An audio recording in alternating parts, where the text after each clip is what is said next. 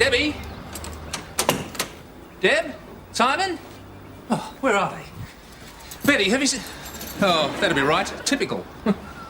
Whenever I want any peace and quiet in this place, it's always like free drinks at Parliament House.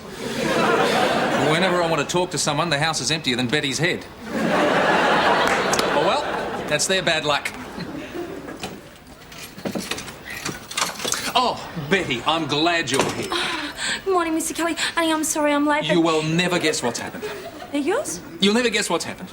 But aren't I supposed to say that? What? Well, aren't I supposed to say, morning, Mr. Kelly, honey, I'm sorry I'm late, but you'll never guess what happened? Oh, I'm not worried about what happened. I want you to guess what happened. But I already know, Mr. Kelly. How? Well, because I was there. What are you talking about?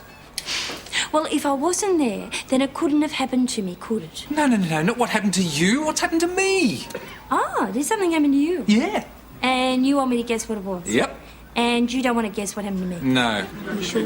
Yeah, because I'm sure. Are you positive? Betty. Oh, well, if you don't want to guess, I'll just have to tell you. It was Dunkley, my budgie. Oh. Give me strength. He got buried under the compost heap, Mr. Kelly. The one in the backyard or the one between your ears? The one... See, he was having a little nap in his scrap bucket. Betty. And I accidentally threw him out with last week's bread. Betty, please. Terrible, Mr. Kelly. It was just terrible. I couldn't find him anywhere. And all I could hear was this little budgie voice going, "Shut the bleeping gate," somewhere under the compost heap. Betty, But you know, the funny thing was, when I finally dug him out, he looked sort of like he'd grown a bit and his feathers were all bright and... Betty, shut up. Mr. Kelly. Oh, I'm sorry, Betty, but look, it's not every day that I get to share something wonderful and exciting with you, and, well, today's an exception. So, Betty, prepare yourself. The council has commissioned me to design a bicentennial monument. Do you want me to post those letters that I typed up for you yesterday? Didn't you hear what I said? Yeah, the council gave you a job. No, Betty, this is not just any job. I mean, this is designing a bicentennial monument. I mean, people are going to gaze upon this for hundreds of years. Won't they go to be bored? But, Betty, this is going to be part of history. I mean, when I finally meet my maker, I'll be able to look down from up above. Or up from down below. And look at the people marvelling at Martin Kelly's work. I mean, this is something that generations of Australians will be able to reflect upon. And generations of pigeons will be able to... Oh, thank you, Betty. And this monument is going to rank with the great monuments in Australia. The Harbour Bridge in Sydney, the dog on the tucker box in Gundagai. The giant kiwi fruit in Walgett. The what? It's a model of a giant kiwi fruit. It's about 10 metres tall and it's all kind of brown and furry. Yes, Betty, I know what they look like. What I want to know is, what is a big, giant kiwi fruit doing in Walgett? Oh, well, it was designed by Jum Smuth. Jum Smuth? Yeah, he was a New Zealander. He came all the way to Walgett from Bondi. He wanted to design a giant kiwi fruit to celebrate the annual sheepdagging festival. Betty, what on earth has a giant kiwi fruit got to do with Walgett? Well, it was better than his last idea. What was that? A giant sheepdag. Anyway, what's your monument going to look like, Mr. Kelly? Well, Betty, it's got to be something subtle yet expressive. You know, something intellectual yet physical. But whatever it is, it has to be in harmonious contrast with the environment in which it's placed. Oh. In other words, I'm not sure yet. Well, look, how are the people going to know that you designed it? I mean, you can't stand around all day telling them. You'll never get any work done. No, Betty. My name will be engraved on it for posterity. What, its bottom? No, on the plaque. Oh, the plaque? That's disgusting, Mr. Kelly. What do you mean? Well, imagine engraving your name on someone's teeth.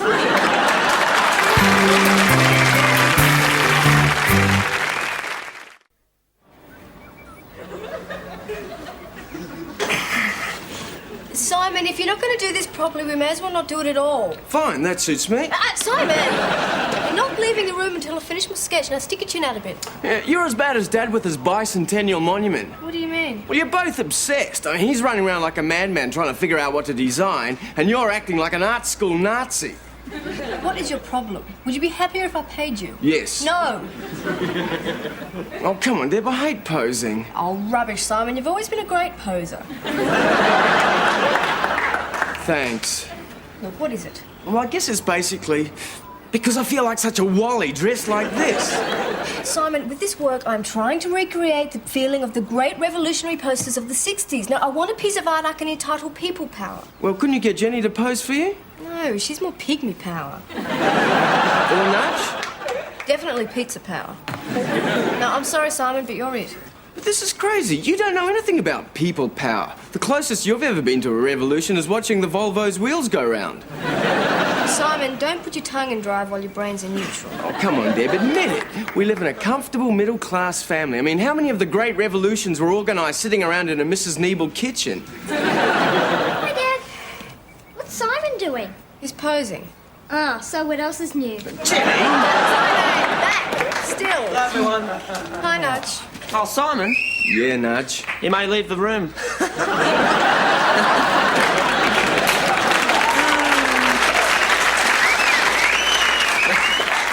Nudge, what's with the black armband? Who died? Oh, no one yet. Well, take a look at this. Simon! Oh, what's the use?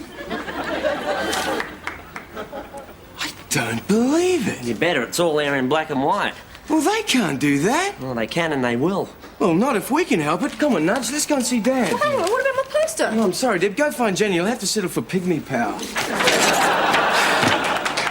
Oh, that's not it. Hey, Dad, can we have a word with you? Oh, not now, Simon. Oh, but it's important, Mr. Kelly. Oh, all right. What is it? It better be good. Here, read this.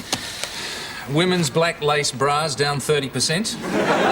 Women's knickers down 20%. Men's underpants half off. Sorry, Mr. Kelly, wrong page. Here, look at that, and I'll read the bit you had.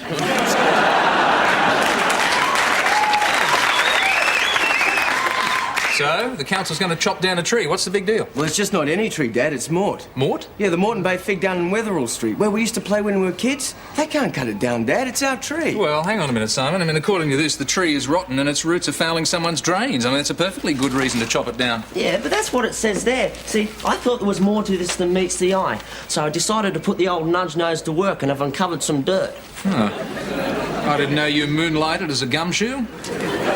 Sticks and stones may break my bones, Mr. Kelly, but names will never hurt me. Unless they're written on a brick. Carry on, Sherlock. It seems the person who's been complaining to the council is none other than Mrs. Cranny. Yeah, Crackpot Cranny, the witch of Wetherall Street. Oh, now, Simon. Oh, but it's true, Dad. She complains about everything. We went to a party a couple of houses away from her place. She complained about us to the police. Yeah, because you were making too much noise. Because we weren't making enough. Eh? Well, yeah, she figured if she couldn't hear anything, there must have been something really disgusting going on. And was there? Oh, only if you're one of the lucky ones. Yeah, it's the only party I've ever been to where the police said turn it up and really meant turn it up. Yes, well, I will admit, Simon, she is a bit nosy sometimes. A bit nosy. Every time she turns her head, there's a partial eclipse of the sun. Look, Simon, the tree is rotten and the roots are causing damage. She has a perfectly legitimate cause for complaint. Yeah, but that's just it. You see, I got old Ben Smythe, the head greenkeeper at the golf course, to take a look at Mort, and he reckons there's nothing wrong with it. And they're planning to cut it down the day after tomorrow. Well, there doesn't seem to be anything you can do about it then. Ah, that's where you're wrong, Dad. We're going to do everything we can to stop the council cutting that tree down. Oh, no, just a minute, Simon. Look, I'm in the middle of some very important work for the council, and I don't want you doing anything that I'm going to regret. What do you mean? Well, you don't seem to understand. I mean, this involves people, other people besides yourself. Oh, I get it. You don't want me to kick up a fuss because it might jeopardise your precious monument. Simon. And it wouldn't look too good, would it, if Martin Kelly's son was seen to be fighting with the council? Not while Martin's doing everything he can to stay in their good books. Look, Simon, this job is very important to me. And this tree isn't important to me? I didn't say that. No, he didn't, Simon. Look, you keep out of this, Nudge. Yeah, keep out of it, Nudge. Yeah, keep out of it, Nudge. Yes, look, you're just going to have to compromise, that's all. Compromise? Yes, I am not prepared to lose the opportunity of this job because you're running around like a hothead stirring up trouble. Well, that's just too bad because this happens to be something I really believe in. Simon. And our minds are made up, right, Nudge? Right, they're touching that tree over my dead body. Exactly, over Nudge's dead body. Come on. Yeah, that's good, Nudge. Right, so, does everybody know what they're doing? Deb? Yes, I've organised the petitions, and Tiffany and I will start the door knock at the crack of dawn. And where are you starting? At the coffee shop at around 11. That's the crack of dawn? All right, then, 10:30, but it's all under control. Great. Nudge? Oh, old Ben Smythe's doing a report on the tree. Oh, yeah, we'll need that. Jenny? Debbie and I are painting the signs. Oh, good. Jenny, there is one thing. I'm not sure you should go on this protest. Oh, rats, why not? Well, Dad wouldn't like it. You might get into trouble. Well, is this a people's protest or not? Yes, but, it's... Well, I'm a people's, aren't I? Yeah, I suppose you are, even though you're not a very big one. Deb, if there's a height requirement for this protest, what makes you think you will pass? She's got a point there, Deb. But, Jenny, I think Dad might get angry if we take you. I'm not going to be intimidated. I'm standing up to be counted. He might smack you. I'm protesting. I'm firm in my beliefs. He might buy you from watching television. I'm out of here. Okay, so that's settled. We're ready. Hey, hang on, Simon. What are you going to be doing? Nudge, someone has to take command around here. Who elected you? I did. You're all off doing other things. Anyway, we need a spokesperson for when we go down to see the council. Oh, don't worry about food. I've organised some supplies. Oh, good on you. What'd you get? Oh, a couple of dozen frozen pizzas. Nudge, how are we supposed to cook them if we're picketing? No need to, Deb. This is one straight out of the Nudge recipe book. Just grab a slice of pizza, whack a stick in it, and there you've got it. Got what? Pizza flavoured paddle pops.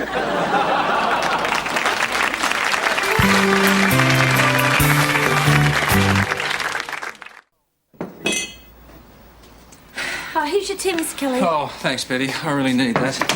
Oh, are you still having trouble with your design? Oh, yes, Betty. I just don't seem to be able to get it right. I mean, I've got a whole pad full of sketches here, and none of them seem to be saying what I want them to say. Oh, what do you want them to say? Something they're not saying at the moment. I mean, this has got to be more than a monument. This has got to be a work of art. Oh, well, maybe I could help you, Mr. Kelly. Oh, come on, Betty. What do you know about art? I'll have you know I studied it in 3D for a number of years. Oh, I didn't know you were interested in three-dimensional art. I'm not. We did finger painting at Bulga Primary. 3D was a class I was in. I can see you're going to be a big help. Well, I'm highly thought of in the art world. Mrs. Watson, our teacher, made me paint monitor 2 years in a row. Because you were so good. No, because I kept having to repeat, and I ended up being the tallest kid in the class. See, I was the only one who could reach up and get the butcher's paper down from the top shelf in the cupboard. Betty. And I was also milk monitor. Betty, Because please. we had a dairy, and I used to have to bring a cow to school every day. Betty. Yes, Mr. Kelly? Look, I just want you to have a look at this and tell me what you think.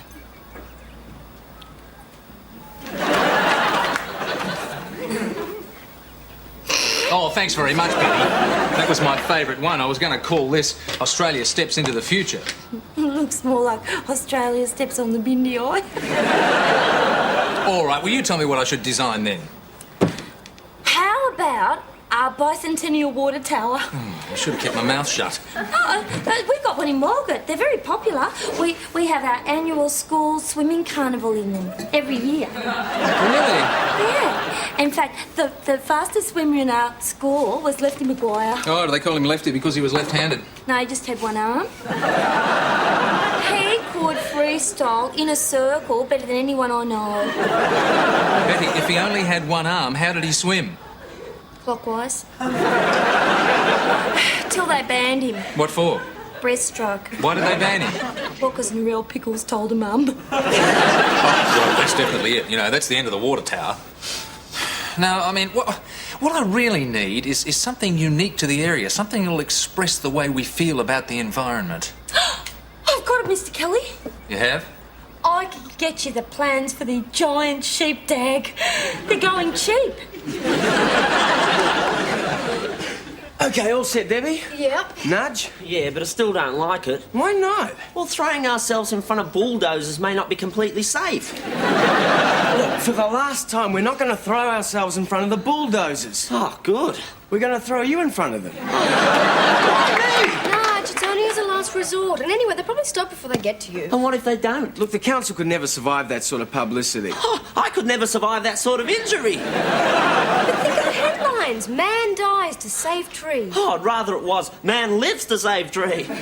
Don't worry, we won't do it unless it's absolutely necessary. Now, are the signs ready? Yep, just waiting for them to dry. Great. Oh, hello. What's going on here? Oh, hi, Dad. How was it at the council? Oh, quite good, actually. I finally come up with a design that the town clerk likes. Oh, good.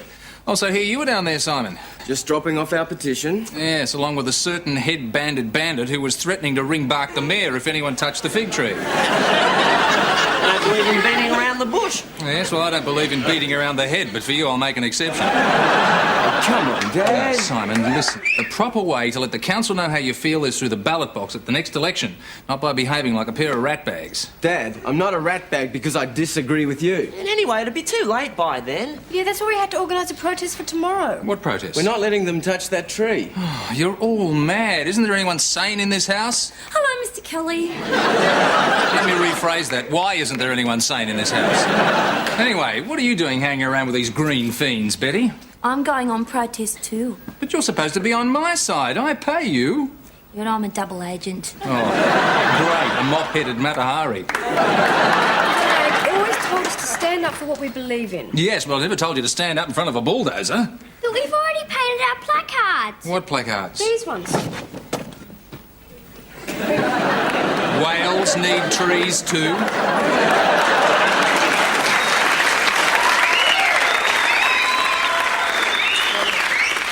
I'm an economist at heart, Mr. Kelly. No, you mean ecologist. No, she means economist. She's trying to save two things with the one sign. How about it, Dad? This is something we really believe in. It's important. Okay, well, the monument is important to me too. So? So if you carry on with this protest, you could get me...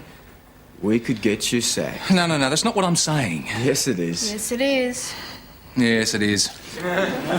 Look, Dad, you've always told me to stand up for what I think is right. But if you tell me different now, I'll just have to back down from something I really believe in. Well, look, Simon, it's... Oh, all right, go ahead, but just be careful. Thanks. Thanks, Mr. Kelly. That's all right, but I still think you're going about it the wrong way. Oh, come on, Mr. Kelly, can't you see us there, shoulder to shoulder? I mean, it's about time we stood up for the trees. Nudge, it's about time you came down from the trees.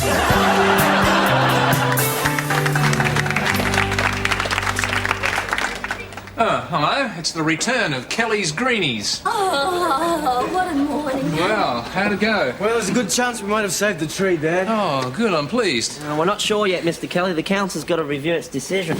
Well, Simon, whatever happens, at least you did what you felt you had to do. Dad, I thought you didn't agree. Well, I don't. I still don't. But at least you were prepared to stand up for your rights through peaceful, non-violent protest. You think we should tell him now, Simon? Wait, it would be good. Tell me what? It was a peaceful, non-violent protest, wasn't it? Well, most of it. Most of it? Everything was going along fine until she arrived. She? Who's she? Crackpot Cranny, the witch of Wetherall Street. Oh, it was ugly, Dad. Pink fluffy bunny slippers and a blue quilted brunch coat. So, what happened? Well, I mean, she started abusing us, and when we didn't take any notice of her, she attacked Betty. What? Were you all right? She was trying to strangle me with the cord from her dressing gown when the police arrested her. What, for assault? Indecent exposure. She had nothing on under a dressing gown. Oh, it was enough to turn a man celibate. But you are celibate, Nudge. Yeah, but from now on, I'm not going to complain about it. Well, sounds like things got out of hand. Well, a little, but the police came in and tried to get everyone to move along. Yeah, we're lucky they didn't charge us with resisting arrest. Oh, Simon, I knew you'd take things too far. That wasn't me, Dad. It was Deb. Deborah? Well, this policeman came up behind me and said, little girls like you should be in school. So I did what any lady would do. What? Kicked him in the shin. Oh, But he said he wouldn't charge me. what, if you moved along? No, if I went out with him on Saturday night. Actually, he was quite cute. Yeah.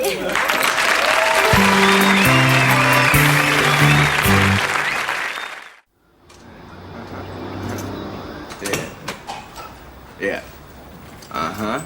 Hi, Deb. Nudge. Hi, Dad. Mr. Kelly. Oh, why the long faces? What's wrong? You two should be on top of the world. Oh, I think we're all suffering from PPD. Hey? Post-protest depression. Yeah, it's like postnatal depression, Dad. No, Debbie, postnatal depression's a fallacy. I know from personal experience. Wow, you've never given birth. No, but I was extremely happy when I was born. It's just his mother was ready to kill herself. Oh, who was that on the phone, Simon? The mayor. The mayor rang you? He rang to say they're not going to cut down the tree. Congratulations. What's the story? It means we've won. The protest worked. Oh, that's great. Yeah, apparently someone's been looking into the history of our Moreton Bay fig. Well, who? Well, he wouldn't say, but it's the last survivor of a group planted in 1888 by the mayor's great-great-grandfather. Which means? Which means they're going to leave it there as a living bicentennial monument. So no one can ever touch the tree. Yeah, we won! We won! It also means they don't need Dad's design. Oh, well. I'm sorry, Dad. I know how much it meant to you. Oh, we never meant to hurt you, Mr. Kelly. I still don't understand where they got the information about Mort. From the State Library. Dad? Oh, well, I mean, that's where they would have had to look if they had to look. Dad, you mean you did this for us? Well, Dad, it was your monument. well. But you were going to be famous. Yeah, well, I simply suggested that, a living, growing monument would be much better than anything we could build out of brass or marble. Anyway, I didn't like any of the designs I'd come up with. Well, Dad, I think you're terrific. Yeah, Dad, you're the best. Well.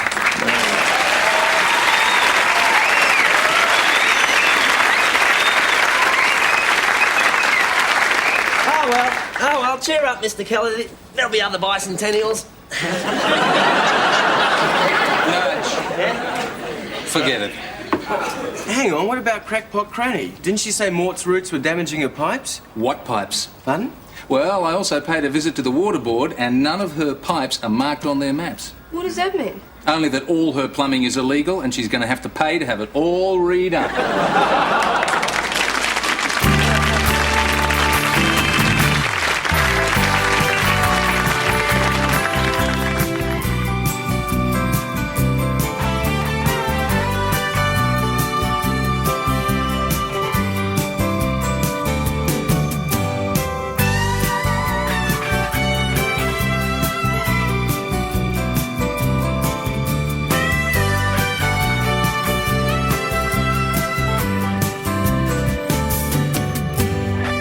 The show is recorded in front of a live audience.